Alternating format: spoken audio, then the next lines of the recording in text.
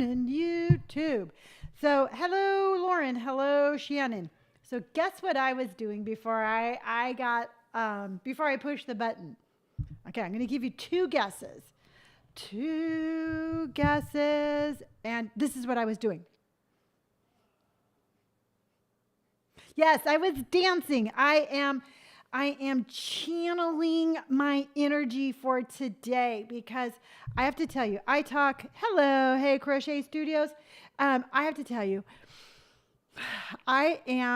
this is new for me. This is so new for me. For one thing, I am sitting here on YouTube and I got nothing on my face. I mean, nothing. I just jumped out of the shower because I put some blue in my hair this morning. Now, I used Arctic Fox Blue Jean Baby, and I don't know if you can see the blue, but it's given me a really cool, I think, shade of salt and pepper, kind of darker hair.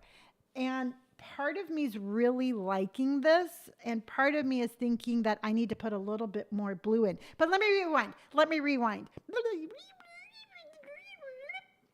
Tonight's the night of the premiere for The Golden Bachelor that I'm going to. There, let's start from the beginning because right now my mind is like, pew, pew, pew, pew.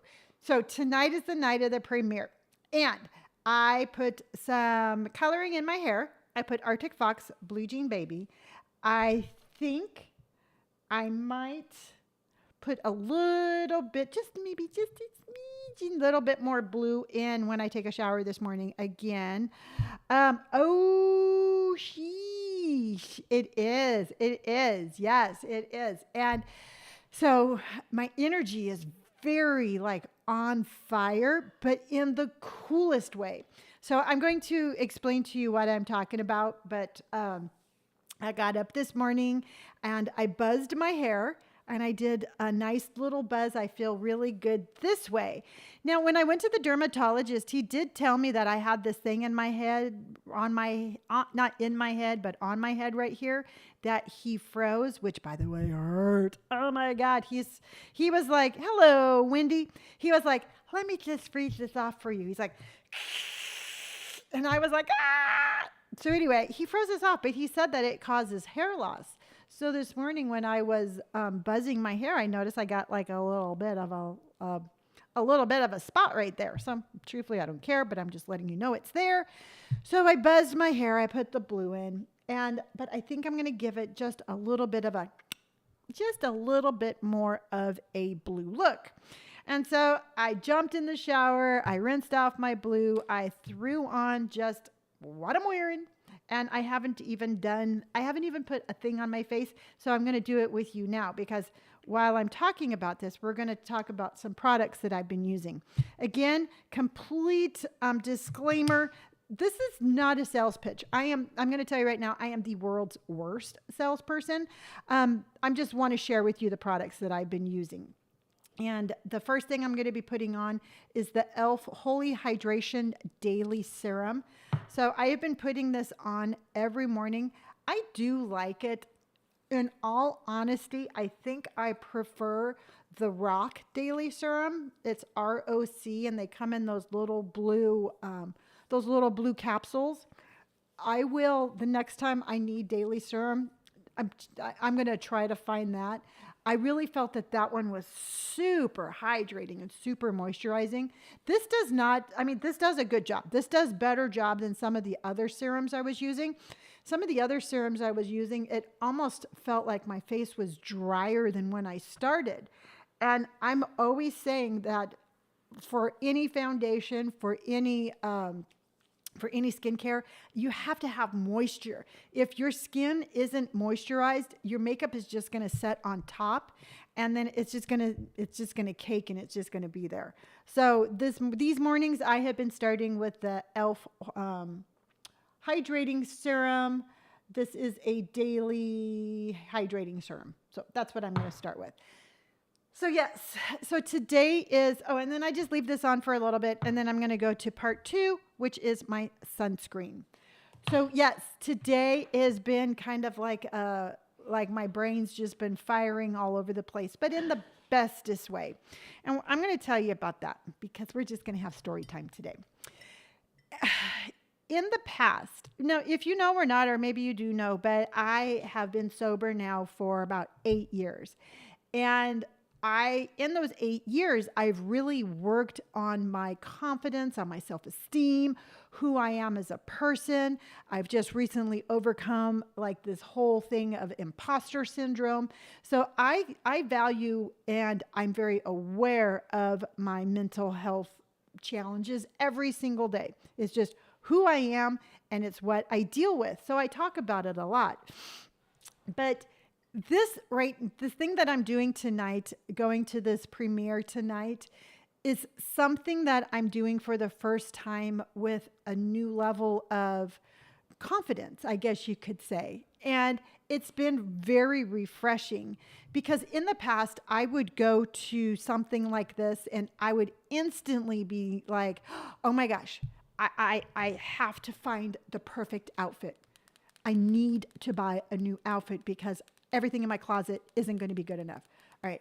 I need to do something with my hair. Okay. I have to go buy all new makeup.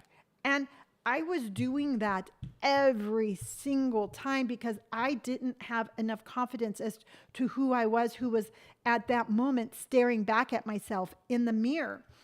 And so when this opportunity has come up, it's been like a whole new adventure for me. I've been like, wow, this is really cool. I don't feel like I need to go out and buy a whole brand new outfit.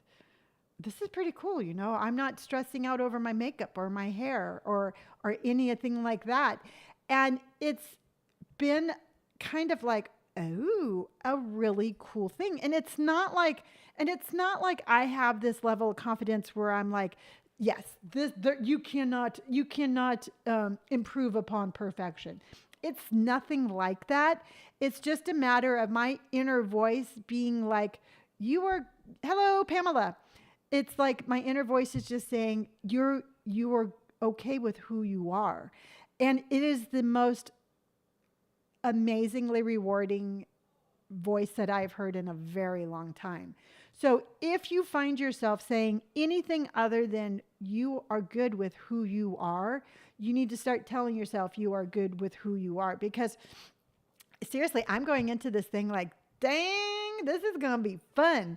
Instead of like, oh my gosh, what are they going to think of me? You know, I'm not this and I'm not that and I should be this and I should be that. And it's monumental for me. And I know I talk about it a lot, but you are enough. Yes. And we all need to say that to ourselves. But this is brand new. This is brand new energy for me. And it's been a journey and it's been 59 years in the making.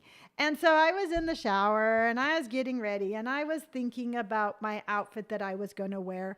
And I think I changed it again. And I think I'm going to wear that strapless top because I'm going to go in guns a-blazing. You know, I'm just going to go in fierce. And the other one, while it's cute, I feel is a little bit more toned down. And I don't think I want to tone it down. I think I want to turn it up. And so I think I'm going to go in with my strapless top, either a tie or a harness, some cute pants, and my Doc Martens. And I'm going to authentically be me. Pamela says, oh my OMG, so relatable. Every business trip, I buy so much new clothes, makeup, everything out of anxiety. Yes, Pamela, yes. And this is a trap that I have been trying to get out of for such a long time. I mean, even when Robert has always been my travel buddy whenever I go up to San Francisco. And when I first started getting sober, and this is where I'm going to show you the progression of how long this has taken, but it has finally gotten there. Wait, with the blue pants? No. If I wear the Doc Martens, I'm going to wear the tan pants. If I wear my sparkle loafers, I'm going to wear my blue pants. So it's between the two outfits. It's between the blue pants, tan pants. I'm going to wear my strapless white button down and a tie. Whether or not I wear my harness is to be seen. But this is how long that this journey has taken, but I'm just really glad that I didn't give up on this journey. But when we would go to San Francisco, we would just go to San Francisco. We would be tourists in San Francisco, and nobody even knew I existed. I was a blip on nobody's radar. And yet I would agonize for weeks over finding outfits that I could feel like I belonged in a cool city. I was so insecure with myself that I didn't feel like I equaled the cool of San Francisco. I thought San Francisco was uber cool. They were right here, and here I was, and I just wasn't as cool. So I would agonize over what I was going to wear, what was I going to bring. And then, yes, Pamela says, love it. You're going to give me hope. Go guns a-blazing and do you. Absolutely. You know what? I have fought tooth and nail for the past 7 years, 8 years to find this level of confidence. And I'm not going to quit. I'm not going to quit that quest. Ooh, that sounds like a Dr. Seuss book. Quit that quest. Not that easy to say. But anyway, so I remember, again, agonizing over what I was going to bring. And then once I was there, I would see somebody walk by me. Somebody would walk by me. Again, I wasn't even a blip on their radar. And I'd be like, that's what I want.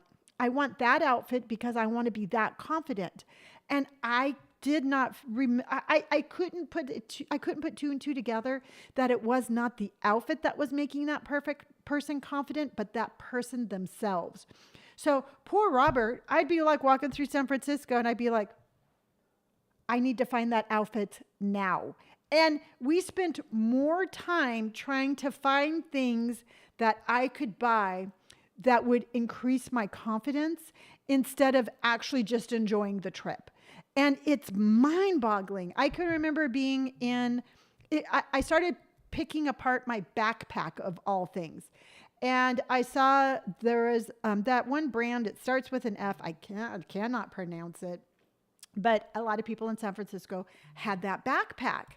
So I'm like, yeah, I need that backpack. If I have that backpack, I'm going to be so cool. It's just, that's the missing piece. And we were in the Castro district, just frantically looking for this backpack so I could have a confidence level. And I was like, I look back at it, not with like, ugh, what was I thinking? And I don't look back at it as like, what, why? I look back at it with real compassion because I really wanted that confidence level. I was just looking for it in all of the wrong places. So going into something like this today, and just knowing that whatever outfit I pick, whether it's the little button down, whether it's the strapless one, I just know it's going to represent me as to who I am. What clothes I wear on my body are secondary to how I feel about myself. My clothes don't make me me. I make me me. My tattoos do not make me me. I make me me. And it's realizing that takes all the pressures off of what I'm wearing. It's my clothes don't have anything to do with the outcome of whatever tonight is. It has zero outcome. It has zero importance. And it's just been able to just be so freeing. So Pamela, when you do that, when you find yourself doing that, please just stop, sit down, and just give yourself a little compassionate pep talk. Just be like, you're okay. You don't need these things to be okay. These things are secondary to you. People are going to love you for you. People are going to respect you for you. People are going to admire you for you, not the clothes that you're wearing. So just remember that. And if you have to write it down and you have to put a note on your phone, whatever it is that you need to do, just give yourself that gift and absolutely 100% do that. Because if you've never done that, you don't understand how crippling it is to be in that kind of mindset, because you can't get out of it. It's never good enough. The outfit is never new enough. The outfit is never hip enough. The backpack is never right. And it's like trying to get out of a room with no doors. And it's just something that we need to free ourselves from. So again, going into this, and I'm not bulletproof by no means. Oh, and I'm putting on the e.l.f. Whoa Glow just tinted moisturizer. And that's all I'll wear until I get ready for tonight. But, and I'm not bulletproof to this way of thinking at all. Not by any long shot. I've had to catch myself a couple of times. I've had to be like, whoa, whoa, whoa. No, no, no, no. You're okay, Lonnie. Don't overthink it. And I'll be like, oh, yeah. Cool. Thanks for that reminder. So it's interesting, and again, it's like my outfit is going to be perfect. I just don't know what perfect looks like at this particular moment. So yes, Pamela says, well said. That's exactly what it feels like. Exactly, 100%, Pamela. And the sad thing is that for myself, I put myself in that room. I'm the one who picked myself up, put myself in that room, and continuously told myself that I needed these things in order to feel okay. And it wasn't true. And it was so far from the truth. But the only person that was telling me that was myself. So again, I go back to just how important inner voices are, how important the things that we tell ourselves are, and how we need to be really aware of these things and just stop them right there. I missed something. What is tonight? Kara, I got invited to go to the premiere for The Golden Bachelor up in Hollywood. So it's a premiere for the show. And this is my first Hollywood thing that I have been invited to. And when I got the invite, I was like, this is new. And so it's 3 hours. It's nothing fancy. It's at Mel's Diner on Sunset Boulevard, and it's pretty. Even though I kind of downplay it, I'm really I'm very humbled, and I'm very like, wow, this is really cool. This is really cool. I downplay things a lot, but inside I'm really very thankful that I got this opportunity to go. And so I'm going to go. And who knows, I don't know. And okay, so let's talk reality. Reality is that my defense mechanism, I'm going to tell you exactly how my brain works. But my defense mechanism is this. I have a tendency to go into places that I am uncomfortable with looking for a fight. I mean, that's just who I am. And that's what I do. So the little things in the back of my mind have been like, yeah, those other ladies are going to be mean to you. And I'm like, yeah, they are. And I'm going to show them. I'm just going to go in with an attitude. And one person looks at me wrong, and I'm going to be like, game on, sister. That's my defense mechanism, because in the past, I've had experiences where people were not very kind to me. So my defense mechanism is just this.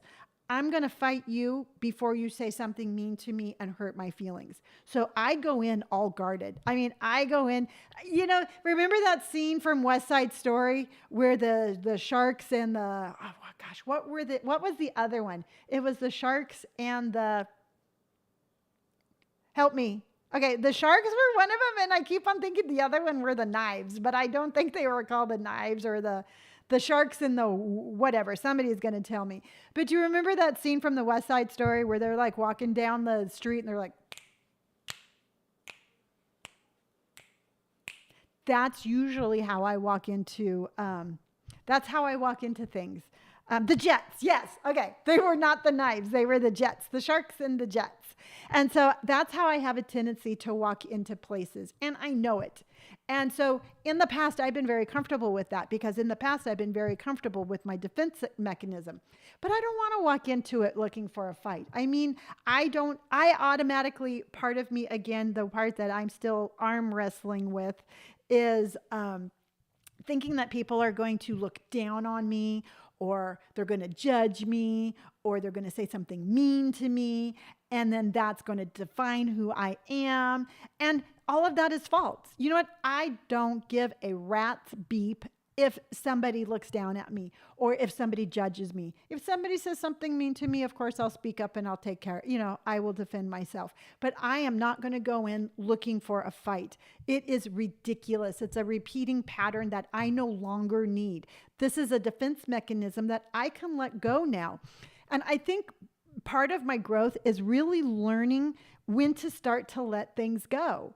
Because as a kid, I built up all of these walls. And these walls, when I went in my 20s, I built them higher. And when I had a horrible marriage, I built them even higher. And then when I had, when I was addicted to alcohol and gambling and cigarettes, I built these walls even higher. So I have all of these defense mechanisms that I have learned to protect myself from outside hurts.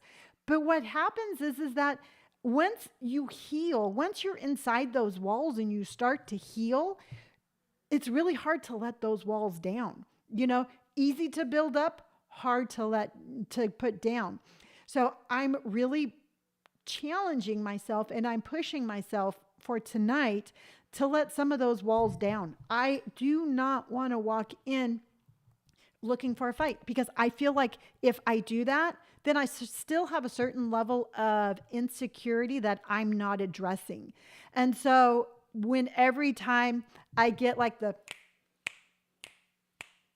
kind of feeling, I'm like, no, Lonnie, it's okay. You don't have to fight. And and you know what, just even having that one sentence makes me really kind of choke up because I shouldn't have had to have fought this much in my life. But I did, and it's okay to let the walls down. And it's just having that reality of that moment of just like, yeah, you can ease up a little bit. And that's what I'm going to do for myself tonight. I'm going to ease up a little bit. Okay. Everything reminds me of a movie, and every movie I watch is always a scary movie. But on Aliens 2, remember when Ripley is driving that tank and they just got attacked by the aliens and she's like, wah, and she crashes through it and she's still like, wah, and the other guy comes up and he's like, it's okay, Ripley, it's okay. Ease down, ease down. And she's like, okay. That's what I feel like. I feel like I can finally ease off the throttle and just calm down. Because I know I have those defense mechanisms. I know that I'm sharp-witted. I know I can take care of myself. I know all of that. I don't have to go in using every single defense mechanism I have. So again, and truthfully, this is the first time I've even had this thought. Coming on here every morning, talking to you about life is always so eye-opening for me because when I talk to you all, I always kind of just peel back a little bit more of a layer of that onion that is me. And I'm like, oh, yeah, that's why you're doing that. And so as much as I hope that I'm helping you all, I really hope you realize how much you're helping me too. So I'm going to go into it that way. I'm going to go into it more like, I'm going more into it like Pedro Pascal. And I can't show you, I could show you the video, but it's just not the same without the music. But I showed it to you on the other day. I think it was Tuesday. I still have my copyright and I still am in trouble, so I can't show you again. But that's the energy that I'm going to. And I'm going to tell you right now, before I even walk into that event, you better effing believe that I'm going to take my phone out and I'm going to watch that video. And that's the energy that I'm walking in. And if I walk in dancing, so be it. I'll walk in dancing, but that's the energy that I'm going with. Hey, Crochet Studio says, I can relate in the sense that I'm working on teaching myself that it's okay for me to take up space. My whole life, I've been trying to be as small and insignificant as possible. Yes. And you know what? It's a defense mechanism. My defense mechanism when I was younger was to be invisible. I felt like if I could blend in, hello, Cryana. I felt like if I could blend in, bad things wouldn't happen to me. I felt like if I was invisible, just everything, the world would pass me by and I would no longer, I would just blend in. And it's something that I did for a very long time. And when I got sober, when I got sober, it's all of a sudden I felt like I was seen again. Because when I was drinking, I kept myself hidden from the world. I kept myself hidden from me. I kept my addictions hidden. I hid from my children. I became the absolute epitome of invisibility. All right. And so when I got sober, all of a sudden I'm like, my cloak of invisibility was gone. And that is where I had a problem like fitting in. All of a sudden I'm like, people can see me, but I don't like what I see. So I'm sure they don't either. And so there's just one layer on one layer on one layer on one layer. And we all deserve a space in this world. And it was weird because one thing I'm going to say is that when I was deciding to get sober, I was thinking this thought: why does everybody else get to be happy and I don't? Why did everybody else get in the front of the line when they were handing out happiness and I missed that? I missed the call. And the truth is that I deserved happiness just as much as the next person. And I deserved to be seen just as much as the next person. And I deserved good things just as much as the next person. So we need to tell ourselves daily that we deserve good things just as much as those people that we see that seem to have the perfect life, even though nobody has a perfect life, but we deserve that just as much. And it doesn't come overnight. I mean, this isn't something where I can be like, yay, there, everything's perfect. No, this is a long, and I'm not going to, I won't beat around the bush, but this is a very long, painful process. There was a lot of hurt. There was a lot of tears. There was a lot of joy. There was a lot of, this is the direction I need to go in, to be like, nope, that's the wrong direction. Maybe I'll go in that direction. But it's always a forward. I am always moving forward. So if you're out there and you are like, yeah, I'm here, but I want to be over here, just give yourself the gift of time to get there. Just keep going forward. Because what happens to me personally is like, excuse me, I want to be this level of happy, but I'm only right here. So I'm just going to be miserable while I'm making that little descent up to this perfect happiness, but I'm just not going to enjoy the journey along the way because I'm not at that level of happiness. And what happens is that I'm robbing myself of all sorts of joy while I'm on this journey. And so it's a matter of being like, hey, here's who I am today. I'm going to love myself. I'm going to be happy. But I'm going to continue to go forward, and I'm just going to embrace myself, and I'm going to love myself, and I'm going to be happy along the way. You start thinking in that sort of mind frame, it makes the progression easier because you're at this level of happy today. It might not be the level of happy that you aspire to be, but at least you're happy today. And that's been a real sort of like monumental thing for me, because I was like, I know where I need to be, and I am going to just hunker down and no happiness until I get there. And it's stopping and enjoying the journey is really part of our healing process. So that's what I'm saying about that. That's what I'm saying about that.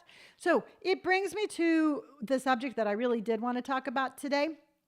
But I was on TikTok Live this morning doing my hair, and I was talking about how we all have voices and we need to use them. And by that, I'm saying that because somebody had mentioned on a comment that people in their own circle are kind of critical of their style. Let's just put it that way. Their friends were calling them names about their fashion style. And that really got me on this subject of why do we let people say things to us that are not very nice? And it becomes so, I believe it becomes so ingrained in us that we are not allowed to speak up because we feel like if we speak up, we're being rude. And it's not being rude when you tell somebody how you feel. Hey, Crochet Studio says, yes, that reminds me of a journal prompt I had to say, what did you do today that was part of the ideal lifestyle? It makes me think and appreciate things that I already have. Yes, it is such an easy trap to get into where we look so far to what we want that we forget about what we have. And slowing down and just remembering that is monumental. But I'm gonna and I'm a big advocate of this because y'all know that I got that feisty spirit. Like I said, the Sharks and the Jets. I have no problem with that. But that has taken it's taken it, there's a difference between being like, hey, I'm going to get in your face, and having the confidence level of being like, I'm going to say something when you're hurting my feelings, because we feel very stifled when somebody who we love says something mean, or at least a lot of people do, and a lot of younger women especially do.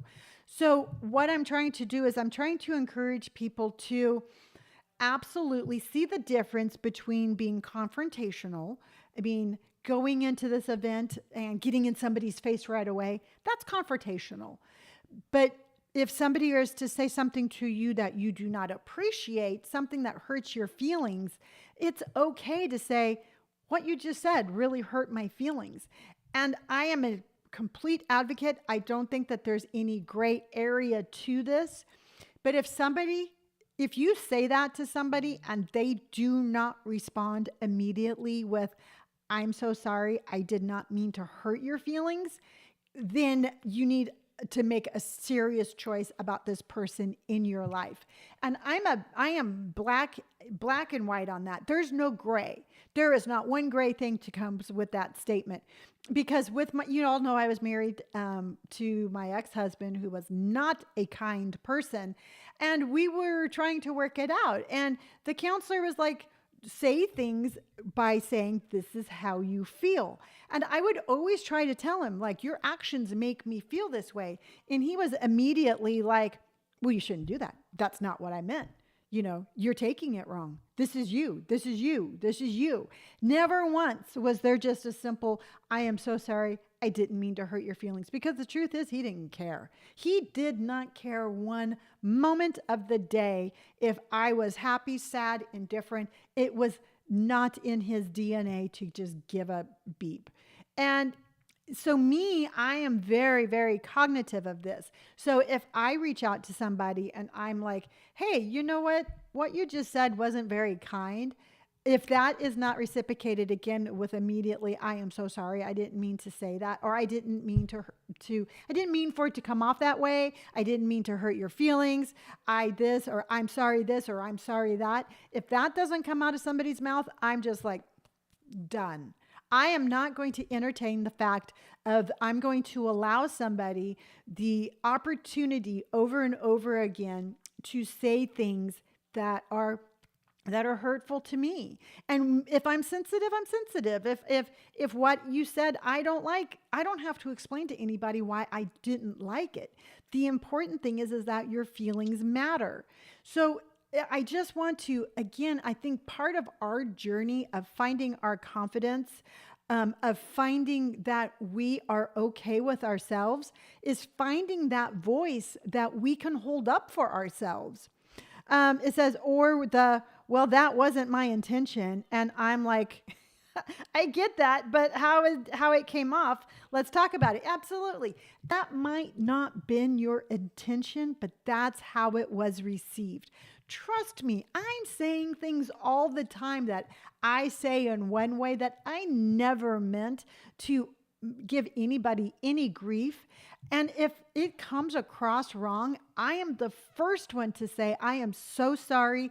That's not how I meant to say it. This was my intention. And instantly that person is like, oh, wow. Okay. I see that now. Okay. Thank you for understanding. And I know that this works because both Robert and Brandon and I have been through counseling together because we had to learn to recommunicate with one another. And as the sober mom now, I was doing everything wrong. My communication was in the toilet. All right. I was saying and doing things with the best of intentions that were absolutely driving Robert and Brandon crazy. All right. And the important part of that sentence is it was driving Robert and Brandon crazy. You can have good intentions all day long. If it's met with cringiness or anything else, then you need to stop with all those good intentions. So it was our learning lesson, or it was my learning lesson, when I finally stopped. I heard how they were taking it, and I'm like, oh, okay, I'm going to have to start saying that differently. Or I'm just going to have to stop saying that, period. Or I respect your feelings and I'm just not going to do that again. And to me, that's where you grow with communication. But if you have a narcissist in your life like I did, until that person chooses different, it's like throwing a pebble against a freight ship. You know, it's not going to affect them. And at that point, you really need to just start doing some damage control, because having somebody in your life who does nothing but not listen to your words and tries to make you feel bad about yourself, it can take a toll on you, and it's not a good toll. So I just want to again, just remind everybody that we all have voices, and please find a comfort level that you can find yours, use yours, and absolutely hold up for yourself, because it's a part of our journey, and it's a part of finding our confidence. Because if we don't feel confident enough to say how we feel, we're going to carry around that doubt that we're just not worthy, or you know what, we don't deserve kindness, or we don't deserve kind words. And that again is far, far, far, far, far, far from the truth. We all deserve it just as much as the next person. So yes, while this is very fun, it's very exciting, it is very monumental in my growth, and I'm excited, and yeah, and you know, and I'm not, and I have no preconceived notions how tonight is even going to play out. I don't know who's going to be there. I don't know what I'm going to do. I don't know what I'm going to say. I don't know if it's going to be a meet and greet. I have no idea, but I just know I'm going to walk in with the best version of me that I can. Hey Crochet Studio says, the person for me is my mom, and I took a month of space after standing up for myself, and now we are trying to rebuild it, and it's actually going well. And that's been my biggest sign that it's okay for me to have my own feelings and to stand up for myself. Absolutely. And while I loved my mother dearly, and I would have fought tigers without even thinking twice about it for my mom was also very opinionated. And my mom was very, she was not the type of person where I could be like, hey, you know what? That hurt my feelings. Because my mom, I always look at some people like, sometimes people have their cup so full they just can't handle anything else. And for me, that was my mom. My mom basically had her defense mechanism put in place, and she just couldn't handle anything else. And so I stopped being angry at her for that, and I started being compassionate to her for that. And I stopped trying to get something out of my mom I knew I was never going to get. And I was never going to get that moment of clarity where I got some sort of like acknowledgement of everything of my childhood.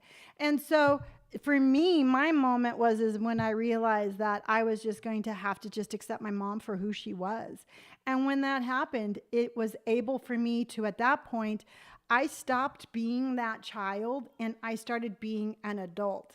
And as an adult, my mom and I had a great relationship. I wasn't trying to get things out of her that she couldn't give. And if she said something that might have been a little spicy, I felt very confident in being like, no, you can't talk to me like that. That's rude. And she'd be like, oh, I'm sorry. I didn't mean it like that. So I totally get it, how it took me a long time to come to an understanding of how I was going to communicate with my mom.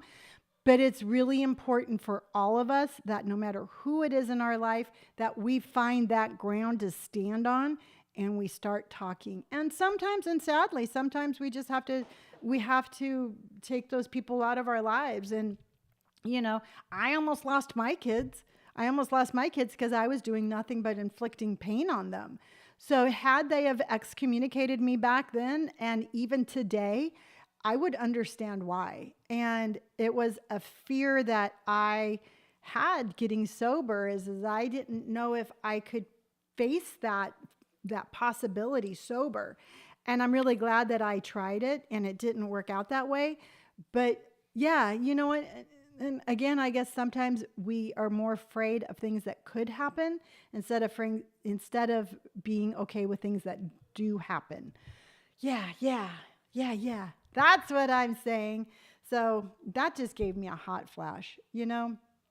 Sometimes sometimes things like that are just, it's hard to go back in time, and sometimes it's really hard to look back at that, but it's worth it. And it's absolutely it's a growing moment. That's what I'm going to say. Yes, and yes. So our the mashed potato posse is up and running on Discord. If you saw yesterday's video, you know what I'm talking about, but we are going to be doing all sorts of things on the holiday season. I'm looking at my Discord now, and we don't have anything in it yet, but the mashed potato posse is up and running if you do want to join that. I love how open and honest you are with us. Thank you for sharing yourself with us so we don't feel so alone. You know what? That makes me want to cry. And I know that my emotions are like right on the level, but I have to tell you a story. I don't know why I just sounded like James T. Kirk of Star Trek, but I have to tell you a story. But I remember driving to work one time, and it was right after I got sober, and I was reflecting on my life. And I found myself asking myself a lot, like, why? Why did I have to go through all of that? Why did I just have to live that life? Why did I have to have all of that pain? Why? And it came to me, and it was so weird. It was like such a moment of clarity, but it came to me, and I'm like, you just went through all of that so you could share your story. You went through all of that so you could let other people know that they're not alone. Because one of the things I think I felt the most, I've never felt more alone in my life than when I was actively drinking and I was locked in this abyss of just darkness. And I was there by myself and I clawed my way out of it. But looking back at it, I'm like, that is why. You know what? I am so free to tell my story. For me, it is the polar opposite of where I was 10 years ago. 10 years ago, I wouldn't look people in the eye because I didn't want to have to tell them anything about myself. I did not even want to start a conversation because I didn't want to let any of me out into the world. And now it is such a polar opposite of like, yeah, I will gladly share every pain I've had. But no, that's not true. There are some things in my life that I don't even like to address. And for that, I am at peace with that. And I share just about 95% of my life. And for me, it's an honor to be able to share that because I know that there are people out there who do feel alone and they don't have people that they can talk to, because sometimes it's really hard to go up to like friends or family and be like, hey, I'm experiencing this, because sometimes you feel judged and sometimes people just try to help too much and they try to inflict too much opinion. And sometimes you just want nothing more than to know that you are not alone. So you are never alone. Hello, Connie. So you're never alone. You are just never alone. And I'm always here to share my stories with you to let you know that you're not alone. great news is that Connie has reconsidered and she is still on TikTok, which I'm very, very thankful for because I was going to have to fly to Seattle and set her down and just be like, girlfriend, this is not allowed. You cannot do this. And it's, I mean, she could, I wouldn't, but I'm just glad she didn't. And that is everything I got for. That's everything I got. Or they don't know how to help. So when they feel guilty for reaching out, absolutely. You know what? And that's just the thing. It's like sometimes people try to overhelp, and you're like, and then that becomes almost like an extra layer of burden and problem. Pamela says, wow, I can so relate. I share almost nothing with people in the real world because this is exactly how I feel. Thank you, Lonnie. Yeah, you know it. And it's, and I personally think I have a really weird way of communicating, but I, the way my brain works is I see a lot of pictures in my mind. And when I try to tell you stories, I'm just describing to you what I see in my mind. And it becomes and it's like sitting there trying to describe a painting. And so for me, I think that's the most authentic way I communicate is because I see the moment of that I'm referring to. I see it like a painting in my mind. And then I sit here and I just try to describe the painting to you. So Pamela, I really, really, really hope that you start to let the real world in because you are amazing. You know, you deserve happiness and you deserve to see sunlight and you deserve to have everything that you ever wanted. And it's ducking scary. You know what? When you hold yourself, when you isolate yourself for so long and you start to come out, it's scary. And I'm going to give you an example of what it feels like. Have you ever seen like one of those TikToks where they somebody rescues an abused dog? All right, the dog has lived its entire life in a kennel. It just sits there and it's cowering in the back. And the rescuer opens up the door. And in your mind, you're like, why isn't the dog running out and playing in the yard? Why is that dog staying in the kennel? And it's because the dog is freaking scared. It does not know what's out there. It's sitting there in its comfort zone. The dog is like, I'm going to stay right where I'm at because it's ducking scary out there. There might be worse things out there than there are in here. And thank you, but I'm going to stay right where I'm at. And it's the exact same thing when you try to start finding who you are outside of your box that you have your mind in. And so just like you look at that dog in the kennel and you're like, oh my God, my heart breaks for that dog. Oh my gosh, please just give it kindness, give it patience. You know, maybe give it a snack every once in a while. Maybe play nice music for it. Tell the dog you love it. Tell the dog it's okay to come out of the kennel. I cannot express to you enough how much you need to tell yourself the exact same thing. You need to have just as much kindness, just as much love, and just as much compassion for yourself as you would give to that animal that is hurting. And it's a very long, scary process, but you are worth it every single day. I cannot say this enough, and I cannot say it with enough compassion. So if I could, I would reach through my camera and I would hug you if you wanted it. But just know, Pamela, you're not alone. You just are not alone. I'm in a kennel right next to you. The only difference is I've tiptoed my way out of it. And there are all sorts of people around who are in different stages of healing, but we are all coming out of our own kennels. So you are not alone. You are a ducking warrior. That's all I'm going to say about that. Yeah, those bachelorettes better watch out because this golden girl is coming up there with guns a-blazing. And Pamela, I'm going to light the world on fire for you tonight. I'm just going to be like, nope, girl, I am going in. Great advice. I appreciate you so much. And the whole gang here sending y'all love and light. Thank you. Yes. So yes, okay. So I am going to say goodbye for now. I got a busy day. I have some content I have to create. I have a couple of things I have to fix. And then I'm gonna just do my thing. But I will post an outfit of what I decided to wear. Day 48 of my style journey is going to be my outfit that I'm wearing tonight to the premiere. So be on the lookout for that. I love you all dearly. Remember, speak up. You deserve happiness. I love you. Thank you for hanging out with me. And I will see you all tomorrow morning and I will tell you all about it. And I'll take lots of video. I'll be this person. And I'll tell you everything that happens. So I'll see you tomorrow morning, 9 a.m. Pacific Standard Time. Love you all.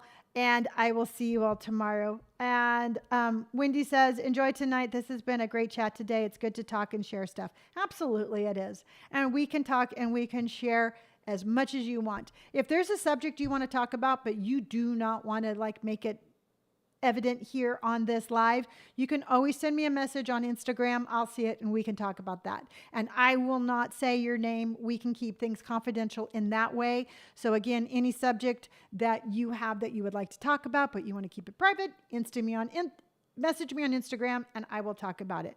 All right, everybody. Love you, love you, love you. I will have fun and